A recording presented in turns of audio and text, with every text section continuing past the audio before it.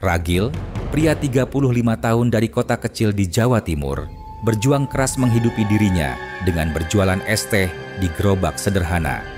Meski es tehnya dibuat dari bahan pilihan, dagangannya sulit berkembang karena persaingan harga dan daya tarik pasar. Dalam keputusasaan, Ragil tergoda tawaran pesugihan misterius yang menjanjikan rejeki berlimpah tanpa tumbal. Setelah mengikuti ritual pesugihan, dagangan Ragil tiba-tiba laris manis dan hidupnya berubah. Namun, keberuntungan itu datang dengan konsekuensi mengerikan.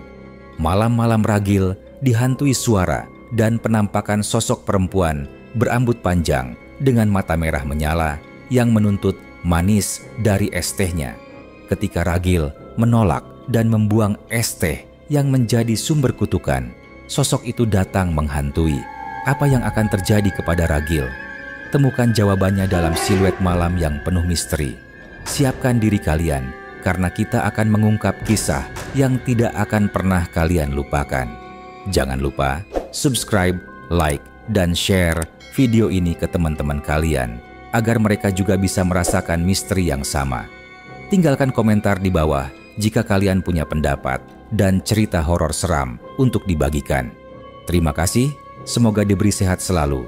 Selamat menonton. Ragil, seorang pria berusia 35 tahun, kurus berbalut tulang, wajahnya tirus dan kulitnya legam terbakar matahari. Dulu, ia dikenal sebagai sosok penuh semangat yang selalu percaya bahwa kerja keras pasti berbuah manis. Namun, hidup di kota kecil di Jawa Timur tak semudah yang ia bayangkan. Di sudut kota kecil itu, tempat pasar dan masjid hanya dipisahkan oleh gang sempit yang tak pernah benar-benar sepi. Ragil membuka lapak es teh jumbo. Gerobak kayunya dicat kuning cerah dengan tulisan tangan yang ia buat sendiri. Segar, murah, es teh jumbo Ragil. Tulisan itu menjadi semacam saksi bisu perjuangannya, penanda harapan di balik rintik peluh dan debu jalanan. Setiap pagi, bahkan sebelum ayam sempat bernyanyi, Ragil sudah bangun. Ia cuci muka dengan air sumur di belakang kontrakan reyot yang ia tempati, menatap bayangan sendiri di permukaan air. Wajahnya yang tirus menampakkan kerut-kerut kelelahan yang tak kunjung hilang. Setelah itu, ia dorong gerobaknya menyusuri jalanan yang masih basah oleh embun, mencari posisi terbaik, menanti pagi yang ramai dengan harapan wajah-wajah baru akan mampir mencicipi tehnya. Kadang, saat matahari mulai meninggi, Ragil menghela napas panjang melihat gerobak lain yang sudah penuh pelanggan.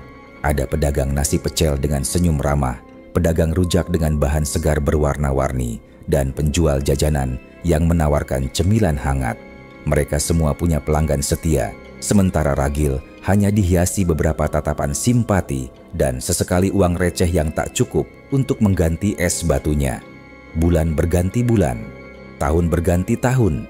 Gerobaknya makin reot, cat kuning cerah mulai mengelupas, bannya gembos sebelah. Es teh yang ia banggakan, diracik dengan gula aren dan daun teh pilihan dari lereng Lawu, hanya menimbulkan senyum simpati dari segelintir orang yang lewat. Tak satu pun pelanggan datang kembali untuk hari kedua. "Rasanya enak kok, Pak," kata seorang ibu-ibu dengan nada lembut. "Tapi di ujung sana, es tehnya cuma 2.000. Dapat roti pula." Kalimat itu seperti pisau kecil yang menusuk harapannya. Rasanya enak, tapi harga dan bonus tak bisa ia saingi. Ragil tahu dunia ini bukan hanya soal rasa, tapi soal daya tarik dan kemampuan bertahan. Hari demi hari, Ragil duduk termenung di balik gerobak. Es batunya mencair jadi genangan, dan tehnya berubah rasa, asam, dan getir. Ia tak lagi mencicipinya sebelum dijual. Untuk apa? Sudah lama ia menyerah pada keindahan usaha kecilnya itu. Uang sewa kontrakan menumpuk. Pemilik rumah kontrakan mulai mengirim pesan singkat bernada dingin. "Minggu depan terakhir ya, Mas Ragil." Warung grosir tempat ia biasa berutang bahan minuman pun mulai enggan membuka buku hutang. "Maaf Mas, bos bilang kalau belum bayar yang lama, nggak bisa ambil dulu."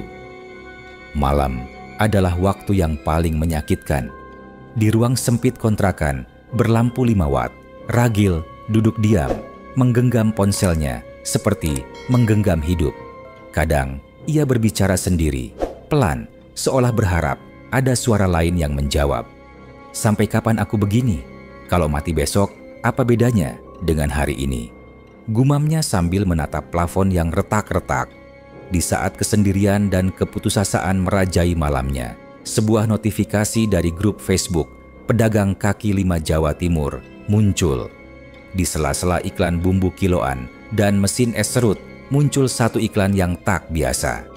Pesugihan ludah kuntilanak, dagangan laris seperti disantet rejeki tanpa tumbal. Modal kecil, hasil besar. Khusus dagang minuman. Hubungi via WA. Mata Ragil terpaku. Hatinya berdentang keras. Ia membaca berulang kali. Pikirannya menolak, tapi matanya terus terpaku.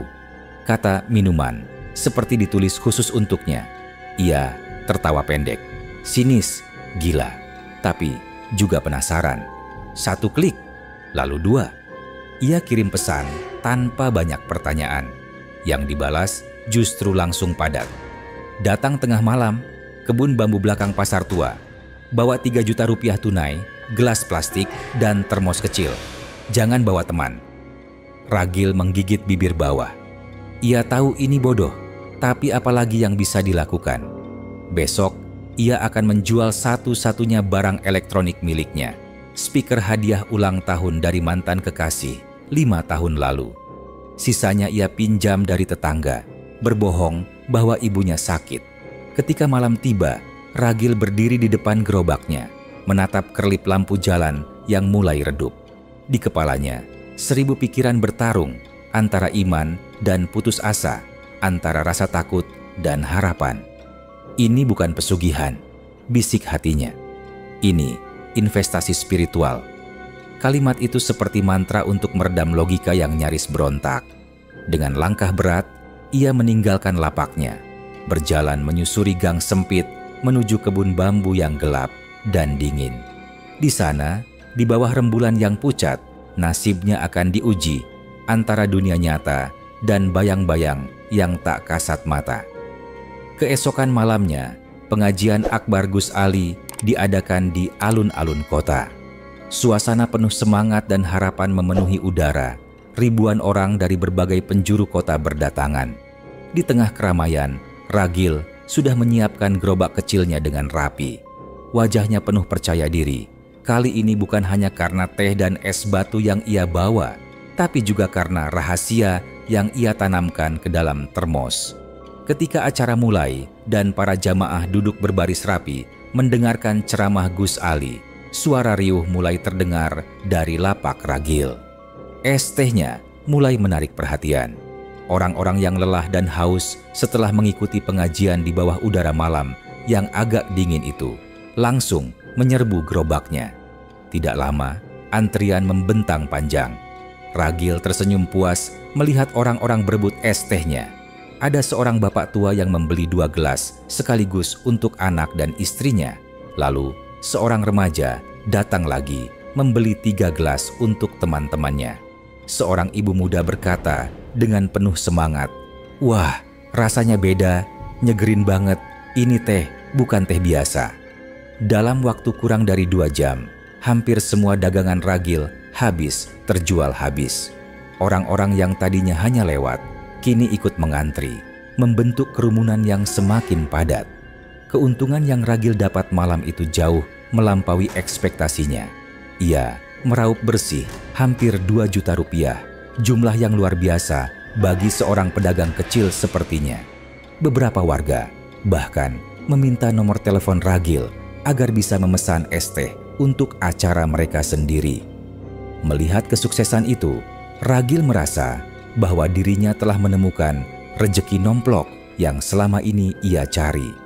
Ia mulai membayangkan membuka warung kecil permanen, atau mungkin memperluas usahanya dengan membuka cabang di pasar malam lain. Hari demi hari, es tehnya semakin populer. Berkat acara pengajian akbar Gus Ali yang rutin digelar setiap minggu, dagangan Ragil selalu ludes terjual. Suara orang-orang yang memuji dan bertanya resep rahasianya semakin membuat nama Ragil dikenal. Bahkan, beberapa pedagang lain mencoba meniru resepnya, tapi tak ada yang mampu menandingi rasa dan kesegaran es teh buatan Ragil. Sampai akhirnya ia mulai menambah gerobak kecil kedua dan merekrut anak-anak tetangga untuk membantu melayani pembeli yang semakin banyak. Namun, di balik semua itu, bayang-bayang gelap mulai mengintai dan malam-malamnya tak lagi damai. Setiap malam, ia mendengar suara gelas beradu sendiri di dapur. Termos berpindah tempat. Air yang dituangkan ke termos mendadak berubah warna menjadi merah muda, lalu bening kembali. Dan setiap jam 2 dini hari, terdengar suara perempuan tertawa dari bawah ranjangnya. Tawa nyaring, namun parau, seperti makhluk tersedak. Hihihihi, Ragil, es tehnya, manis ya. Ragil tidak tidur lagi. Ia berjaga dengan tubuh lemas, mata cekung, wajah pucat. Tapi esok harinya, dagangan tetap laris dan uang tetap masuk. Malam Jumat Kliwon, hujan rintik mengguyur kota. Ragil membuka termos seperti biasa. Tapi yang keluar bukan air es, melainkan darah kental dengan potongan lidah manusia. Ia teriak, membuang termos itu ke selokan. Tapi suara perempuan tertawa makin dekat. Ia lari ke dalam rumah. Tiba-tiba lampu padam. Saat menoleh ke dapur, ia melihat sosok perempuan berambut panjang duduk di atas meja. Matanya merah menyala. Lidahnya menjulur hingga ke lantai. Mulutnya penuh darah. "Kenapa kamu buang es tehku?" Ragil membeku. Tak bisa bergerak. Sosok itu perlahan mendekat. Ia mencoba membaca doa, tapi bibirnya terkunci. Jantungnya berdetak begitu keras hingga terasa akan meledak. Saat ia mencoba berteriak, lidah panjang itu melilit lehernya dan menariknya ke dinding. Esok paginya, warga menemukan Ragil tergantung di dalam rumah dengan posisi kepala terbalik dan lidahnya menjulur panjang hingga menyentuh lantai. Di lantai tertulis dengan darah, "Sudah kuberi manis, kau balas dengan jijik. Aku haus, Ragil, kini selamanya." Gerobak es tehnya masih ada di pinggir jalan, tak pernah disentuh. Siapapun yang mencoba membongkar atau memindah selalu jatuh sakit. Beberapa mendengar suara gelas-gelas beradu tengah malam. Ada yang bersumpah melihat sosok perempuan duduk di atas gerobak itu, menunggu, tertawa, haus, dan dalam termos kosongnya air terus muncul, dingin, manis, dan merah. Cerita tentang Ragil menggambarkan sebuah potret getir perjuangan manusia dalam menghadapi kerasnya hidup, keputusasaan, serta pilihan moral yang bisa membawa konsekuensi tak terbayangkan. Ragil adalah simbol dari banyak orang yang bertaruh habis-habisan demi bertahan hidup, mempercayai bahwa kerja keras akan membuahkan hasil. Namun ketika kenyataan tak kunjung berpihak, ketika semangat dan harapan tergerus hari demi hari, ia akhirnya memilih jalan pintas, sebuah investasi spiritual yang awalnya tampak menjanjikan, tapi kemudian menjelma menjadi jerat mematikan. Kesimpulan dari kisah ini adalah bahwa segala keberhasilan yang diperoleh melalui cara-cara kelam yang bertentangan dengan akal sehat, nurani, dan nilai-nilai ketuhanan tidak akan pernah membawa ketenangan sejati. Justru, ia akan menuntut balasan yang lebih mengerikan daripada kegagalan itu sendiri. Nilai-nilai yang diangkat dalam cerita ini adalah ketekunan, kesabaran, kejujuran, dan integritas dalam berusaha. Nilai-nilai yang mungkin terlihat lambat membuahkan hasil, tetapi memberikan ketenangan hati dan keberkahan. Sebaliknya, cerita ini juga memperingatkan akan bahaya dari keputusasaan, keserakahan, dan keyakinan buta pada kekuatan gaib yang menjanjikan jalan cepat menuju kesuksesan. Amanah yang dapat ditarik dari kisah Ragil adalah bahwa dalam menghadapi hidup yang keras, manusia harus tetap berpegang pada nilai moral, menjaga hubungan spiritual yang sehat, dan jangan pernah menjual prinsip untuk kesenangan sesaat. Ragil sebenarnya adalah cerminan dari banyak orang yang lelah, terpinggirkan, dan merasa tidak punya pilihan. Namun, pelajaran terbesar yang bisa diambil adalah dalam kondisi seberat apapun, memilih jalan benar selalu lebih baik meski terasa lebih berat. Tuhan mungkin menunda rezeki, tapi tidak pernah menutup jalan bagi yang bersabar. Sementara setan, jin, dan kekuatan gelap lainnya akan selalu memberi jalan cepat, namun selalu dibayar mahal. Cerita ini mengajarkan kita bahwa tidak semua yang tampak manis itu baik, dan bahwa keberhasilan sejati bukan hanya soal uang dan ramai pembeli, tapi tentang kedamaian batin dan keberkahan yang tidak bisa digantikan oleh apapun, bahkan oleh harta paling banyak sekalipun.